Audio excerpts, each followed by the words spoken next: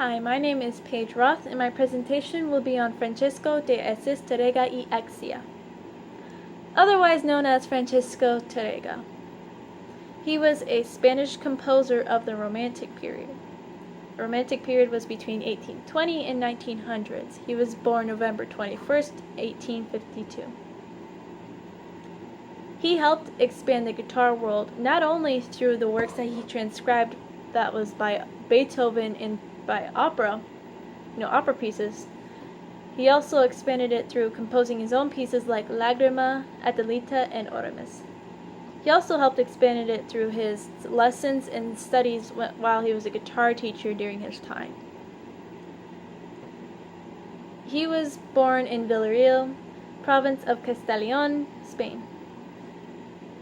His father was Francisco Tarrega Tirado, and his mother was Antonia Exodia Bronch. And so, his father played flamenco guitar. And while his father would be off at work, he would go into his father's room, bring out his guitar, and play a noodle on it until his father would come home, and then he would hurry up and hide it again. And of course, his father knew what was going on.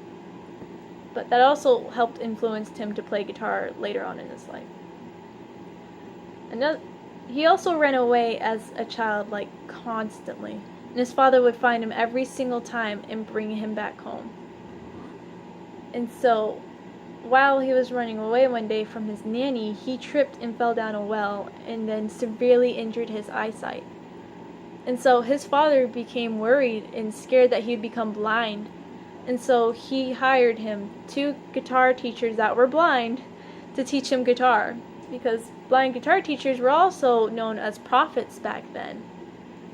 And so he wanted him to learn guitar so that later on in life he would be able to support himself and not have to rely on anyone or become on the streets.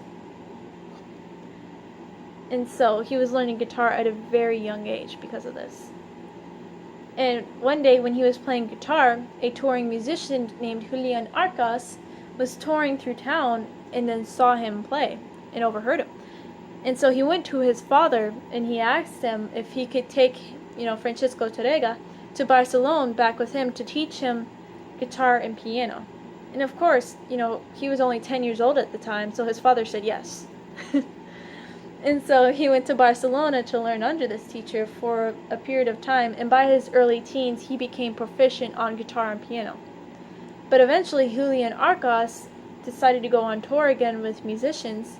And of course, Francisco, being the child that he is, he did not go home to his father. He stayed in that city and played in coffee shops and tried to jumpstart his music career. And of course, his father found him again eventually and brought him back home.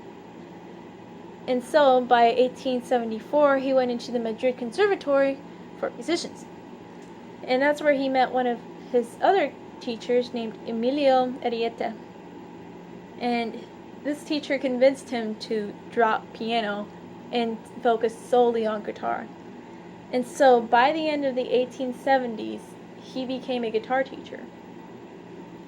And eventually, this would help him run into his wife. So one day, he was playing guitar, and his musician friend came in and said, "You must hear my daughter play guitar." And so he followed him to his home and heard her play guitar, and then asked him, "May I teach your daughter guitar?" And of course, they agreed to this. And then eventually, him and his daughter, Francisco Tarrega and this musician's daughter fell in love.